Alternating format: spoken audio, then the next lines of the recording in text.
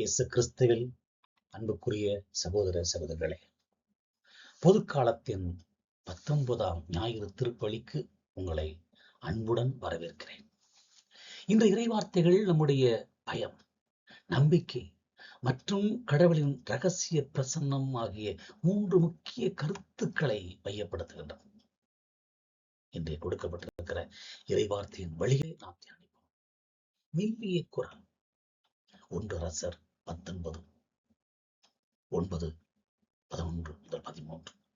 கடவுளின் அமைதியான பிரசன்னம். முதல் வாசகம் துன்பம், பயம் மற்றும் மரண அச்சுறுத்தல் ஆகியவற்றால் அலைக்கழிக்கப்பட்ட இறைவாக்கு எலியா கடவுளை சந்தித்த அனுபவத்தை பற்றி பேசுகிறது. ஆண்டவர் கடந்து சென்றார். ஆண்டவருக்கு முன் பெரும் காற்றும் புயலும் மலையை பிளந்து பாறைகள் நொறுக்கின. ஆனால் அக்காற்று புயலில் ஆண்டவரை இருக்கவில்லை. நிலநடுக்கம் ஏற்பட்டது. அதில் ஆண்டவர் இருக்கவில்லை. நிலநடுக்கத்திற்கு பின் தீ வந்தது. அத்தீயிலும் ஆண்டவர் இருக்கவில்லை. அத்தீக்கு பின் மெல்லியமான அமைதியான ஒரு குரல் கேட்டது என்று ஆண்டவருடைய வார்த்தை அருமையாய் கூறுகிறது. எலியா கடவுளை வல்லமை, சத்தம், நெருப்பு ஆகியவற்றை காண விரும்பினார். ஆனால் ஏனெனில் அதுதான் அவர் கடவுளின் வல்லமையை கண்ட வழி. எலியாவினுடைய எதிர்பார்ப்பு அப்படிப்பட்டதாக இருந்தது. ஆனால் கடவுள் ஒரு புதிய வழியை கொடுக்கிறார். கடவுள் அவரை மெல்லிய அமைதியான குரலில் சந்திக்கிறார். இதன் பொருள் கடவுள் எப்போதும் நம்முடைய பிரமாண்டமான எதிர்பார்ப்புகளுக்கு ஏற்றவாறு வெளிப்படுவதில்லை. சில சமயம் நம்முடைய பயங்கரமான புயலுக்கு பின்னால் அமைதியான ஒரு ஆறுதலின் அவர் இருக்கிறார் என்பதை உணர்ந்து கொள்ள வேண்டும். கடவுளின் பிரசன்னம் எப்போதும் சத்தமான வல்லமையானது அல்ல, மாறாக ஆறுதலின் மென்மையாலும் ஆனது என்பதை உணர்ந்து கொள்ள வேண்டும். இன்றைய பொது வாழ்வில் மக்கள் கவனத்தை ஈர்க்கும் ஆரவாரமான திட்டங்கள், பெரிய விழாக்கள், சமூக பரபரப்பு ஆகியவற்றில் மட்டுமே கவனம் செலுத்துகிறார்கள். மீடியா அமைதியான உறுதியான சேவைக்கு இன்று மதிப்பு இல்லை. அமைதியாய் பணியை செய்பவர்களுக்கு கூட இந்த மதிப்பு இல்லை. ஒரு தன்னார்வ தொண்டு அமைதியாக பார்க்கும் யாருக்கும் தெரியாமல் ஒரு முதியவருக்கு உதவுகிறார், அல்லது ஒரு ஆசிரியரோ தன் மாணவர்களுக்கு நேர்மையான வாழ்வை கற்றுக் கொடுக்கிறார். இதுவே மெல்லிய குரல் என்று. உண்மையான தலைமை தத்துவம் என்ன? ஒரு தலைவரோ நிர்வாகியோ ஆர்ப்பாட்டம் இல்லாமல் மக்களின் தேவைகளை கேட்டு அமைதியாக செயல்படுவது எலியா கண்ட கடவுளின் மெல்லிய குரலின் வெளிப்பாடு. நம்முடைய சொந்த வாழ்வில் நம்முடைய கவலைகளுக்கு நடுவிலும் கடவுளின் அமைதியான குரலை கேட்க நான் நேரம் ஒதுக்க வேண்டும். அது அன்பின் தியாகமாக இருக்க வேண்டும். பவுலின் வேதனை உரோமியர்கள் திருமுகத்திலேயே நாம் படிக்கிறோம். 2ஆம் வாசகம். முந்தைய ஞாயிறு வாசகத்தின் தொடர்ச்சியாக கடவுளின் அழைப்பை புறக்கணிக்கும் தன் இனத்தாருக்கு பவுலடிகளார் உள்ள தீராத வேதனையை மீண்டும் மீண்டும் அவர் வெளிப்படுத்துகிறார். நான் கிறிஸ்தவுக்கு உண்மையாக சொல்லுகிறேன், என் உள்ளத்தில் வெறும் துயரம் நீங்காத வேதனை இருக்கிறது. என் இனத்தாருக்காக நான் சாபத்துக்குள்ளாகி கிறிஸ்துவை விட்டு விலக்கப்பட விரும்புகிறேன் என்று தொடர்கிறார். பவுலின் வேதனை வெறும் வருத்தம் அல்ல, அது தியாகத்தின் உச்சம். தன் சொந்த மீட்பை கூட தியாகம் செய்து தன் இனத்தார் மீட்கப்பட வேண்டும் என அவர் விரும்புகிறார். இதுவே கிறிஸ்துவின் இரக்கத்தின் பிரதிபலிப்பு.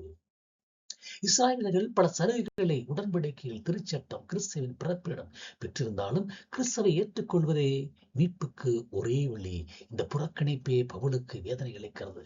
இஸ்ராயேல் கிறிஸ்துவை புறக்கணித்தார்கள். அது வேதனையினுடைய உச்சம். பவுலின் வேதனை நாம் மற்றவர்கள் மீட்கப்பட வேண்டும் என்பதற்காக ஜெபம் மற்றும் தியாகத்தின் மூலம் செயலாற்ற வேண்டும் என்பதன் அவசியத்தை வலியுறுத்துகிறது. ஒரு சமூகத்தில் அநீதி, பாகுபாடு அல்லது சுரண்டல் நடக்கும் போது பாதிக்கப்பட்டவர்களுக்காக நாம் துயரப்படுகிறோமா? அல்லது நமக்கில்லை என்று கடந்து செல்கிறோமா? பெரும்பாலும் நமக்கு எதற்கு வம்பு, நமக்கில்லை, யாரோ எப்படி இருந்தா நமக்கு என்ன என்கிற மனநிலைதான் இன்று அதிகமாக இருக்கிறது. ஒரு பலியிடத்தில் ஒரு சமூக ஊழியர் அநீதியால் பாதிக்கப்படும் போது நாம் அவருக்கு ஆதரவாக பேசினால் நமக்கு ஆபத்து வரலாம். ஆனால் பவுலை போல நாம் தியாக உணர்வுடன் நீதிக்காக பேசும்போது அதுவே இரக்கத்தின் உயர்ந்த வெளிப்பாடு. அதுதான் தொண்டு செய்யும் பணி. ஒரு தன்னார்வ தொண்டர் தனது வசதியான வாழ்க்கையை விட்டுவிட்டு ஏழைகளின் குடிசையில் வாழும்போது அவர் பவுலின் வேதனையை தன் செயலின் மூலம் வெளிப்படுத்துகிறார். நாமும் அப்படி செயலின் மூலம் வெளிப்படுத்த அழைக்கப்படுகிறோம். புயலும் நம்பிக்கை வாழ்க்கையில் வரும். இயேசுவின் வல்லமை. மத்திய நற்செய்தி 14 படிக்கிறோம். நற்செய்தி வாசகம் சீடர்களின் வாழ்விலும் நம்முடைய வாழ்விலும் எதிர்பாராத சோதனைகள், பயம் மற்றும் நம்பிக்கையின் போராட்டத்தை பற்றி பேசுகிறது. இயேசுவின் சீடர்கள் புயலால் அலைக்கழிக்கப்பட்ட போது அவர் நீரின் மேல் நடந்து அவர்களை நோக்கி செல்கிறார். பேதுரு, ஆண்டவரே நீதான் என்றால் நானும் நீர் மீது நடந்து உம்மிடம் வர என கட்டளையிடும் என்கிறார். அவர் நடந்தார். காற்றை கண்டதும் அஞ்சி மூழ்கத் தொடங்கினார். ஐயோ நம்பிக்கை உடையவனே, ஏன் ஐயம் கொண்டாய் என்று இயேசு கேட்கிறார். இது நம்மையும் ஏன் அஞ்சுகிறாய், ஐயம் கொண்டுகிறாய், நம்பிக்கை உடையவனே, நம்பிக்கை இல்லாதவனே என்று நம்மையும் கேட்கிறார். இயேசுவை பார்த்து நடக்கிற போது நாம் துணிவோடு நடக்கிறோம். உலகத்தை பார்க்கிற போது, கவலையை பார்க்கிற போது நாம் பயப்படுகிறோம். சீடர்கள் பயத்தில் இருக்கும் போது இயேசு வந்து துணிவுடன் இருங்கள், நான் தான், அஞ்சாதீர்கள் என்று ஆறுதல் அளிக்கிறார். நமக்கும் அதே ஆறுதலை கொடுக்கிறார். பேதுருவின் பாடத்தை நாம் உள்வாங்கிக் கொள்ள வேண்டும். நம்பிக்கையின் ஆரம்பம். பேதுரு இயேசுவை நோக்கி கண்களை வைத்திருக்கிற வரை அவர் நீர்மேல் நடந்தார். அந்த நம்பிக்கை. அவர் காற்றை கண்டதும் புயல் சோதனைகள் அவருடைய கவனம் இயேசுவை விட்டு விலகி பயத்தின் மீது சென்றது.